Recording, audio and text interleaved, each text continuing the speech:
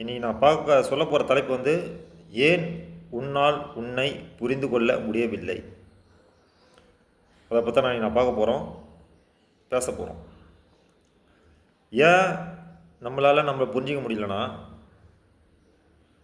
உன் எண்ணங்கள் ஒரு விதமாக வேலை செய்யும், உன் உணர்வு அதை தேடி அலையும்.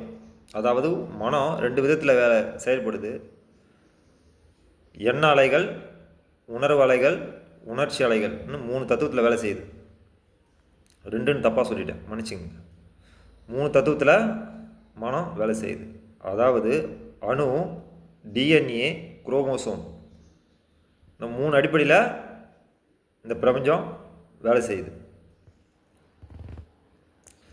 இப்போது எண்ணம் ஒன்று நினைக்குது, நான் இதை சாப்பிட்ணும், இதை நான் தொட்டு பார்க்கணும், இதை நான் அனுபவிக்கணும்னு. ஏன் நினைக்குது? நோட் பண்ணிங்களா? பண்ணியிருக்க முடியாது. ஏன்னா உன் எண்ணத்துக்கு ஒரு உணர்வு அலை தேவைப்படுது. அந்த உணர்வு அலைக்கு ஒரு உணர்ச்சி அலை தேவைப்படுது. நல்லா புரிஞ்சுங்க. இப்போ ஒரு எண்ணம் வரும்போது, உங்களுக்கு ஒரு எண்ணம் வந்துட்டாலுமே கூட ஒரு இமேஜினேஷன் வந்துடும். ஒரு காட்சி பொருள் உங்களுக்குள்ளே கற்பனை பண்ணும், ஒரு பொருளை கற்பனை பண்ணும். அந்த கற்பனை பண்ணுறது உணர்வு, எண்ணங்கள் சவுண்டு, அந்த கற்பனை பண்ணுறது வெளிச்சம். புரிஞ்சிச்சுங்களா? இப்போ இது ரெண்டும் சேர்ந்து ஒரு உணர்ச்சியை அனுபவிக்க ஆசைப்படுது. அதுக்கு தான் இந்த உடல். இதுதான் குரோமோசோம். இந்த உடல் தான் குரோமோசோம். அந்த எண்ணம் அணு, அந்த உணர்வு டிஎன்ஏ. இப்படி சொன்னால் உங்களுக்கு புரியும். இதுதான் சயின்ஸு, இதுதான் ஆன்மீகமாக சொல்லி வச்சு போயிடறாங்க. பேரை மாற்றிட்டாங்க. தமிழில் இதான் அர்த்தம். குரோமோசோன்றது ஒரு ஆங்கில வார்த்தை தான். ஆனால் நடுவில் கொஞ்சம் பேரை மாற்றி வச்சுட்டாங்க.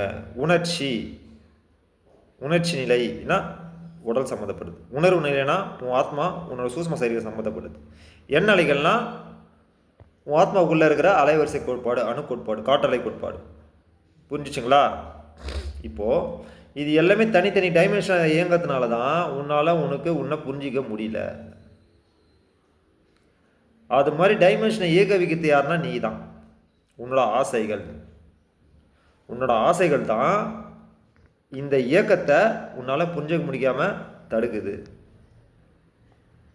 அப்போ நீ என்ன பண்ணணும்னா, உன்னோட காற்று அலையை நீ சரி பண்ணினா இது எல்லாத்தையும் சரி பண்ணிடலாம். உன்னோட அலைவரிசை கோட்பாடை நீ சரி பண்ணினா இது எல்லாத்தையுமே நீ சரி பண்ணிடலாம். உன்னோட வேறு டைமென்ஷனுக்கே உன்னோட அலைவரிசையை, உன்னோட எண்ண அலைகளையும், உன்னோட உணர்வுகளையும் வேறு டைமென்ஷனுக்கு கொண்டு போக முடியும். உணர்ச்சி பாதியில் கட்டாயிடும். இந்த உடல் இருக்கிற வரைக்கும் தான் அந்த உணர்ச்சி. புரியுதுங்களா? அடுத்த வாட்டி இவன் ரீகனெக்ஷன் ஆகும்போது இந்த குரோமோசோம் இது விட்டு போன இந்த உணர்ச்சி அலைகள்லாம் திருப்பி கேட்ச் பண்ணும். இந்த மைண்டு, இந்த பிரபஞ்சம் மூளைக்குள்ளே அது வேறு கோட்பாடு, அதை விட்டுருங்க. அதை அப்போது உன்னை நீ புரிஞ்சுக்கணுன்னா உன்னோட காற்றாலையை நீ வசப்படுத்தணும்.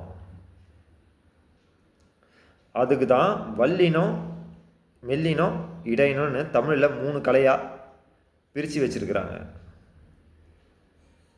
அப்போது இந்த காற்றலை நீ வசப்படுத்திட்டுனா என்றென்றும் நீ நிலைத்த தன்மை உள்ள மனிதனாக வாழ்வ.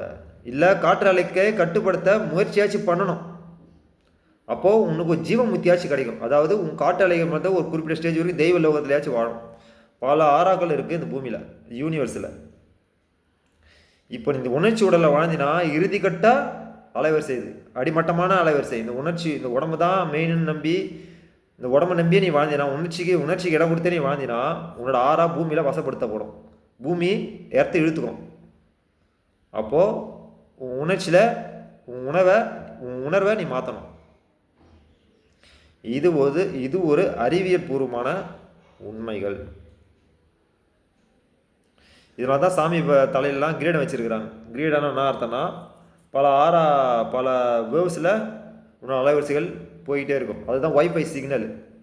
பார்த்துக்கிறீங்களா? 3 பட்டை போட்டிருக்கும் பாருங்கள். சிவபெருமான மாதிரி பட்டை போட்டிருக்க 3 பட்டை, அதுதான் வைஃபை சிக்னல், மேலே போகிறது சிக்னல். நீ பார்க்குற எல்லா சிக்னலும் ஆன்மீக சம்மந்தப்பட்டது. நீ சாமி வச்சுக்கிற ஆயுதம் தான் எல்லாம். இந்த ஒய்ஃபை ஆயுதம், இந்த சிக்னல் இப்படி வரும். ஜோதியை தலைகீழ போட்டால், நெருப்புலி தலைகீழ போட்டால் அப்படி ஒரு சிக்னல் வரும். எல்லாம் உங்கள் கையில் வச்சுக்க சாமியை வச்சுக்கிற ஆயுதங்கள் எல்லாம், அதெல்லாம் குண்டலி யோகம், காற்றாலையோட டிசைனிங். இதெல்லாம் ஒரு கட்டத்துக்கு மேலே போச்சுன்னா அப்படி தான் மாறும். அப்போது நீ வசப்படுத்த ஏன் உன்னால் புரிஞ்சிக்க முடியலன்னா, நீ உன்னை கவனிக்கலை. இதான் விஷயம். அதுக்கு உண்டான பயிற்சி பண்ணால் உன்னை நீ கண்டுபிடிச்சிடலாம். இல்லை கண்டுபிடிச்சிக்காச்சு முயற்சி பண்ணு. நன்றி, வணக்கம்.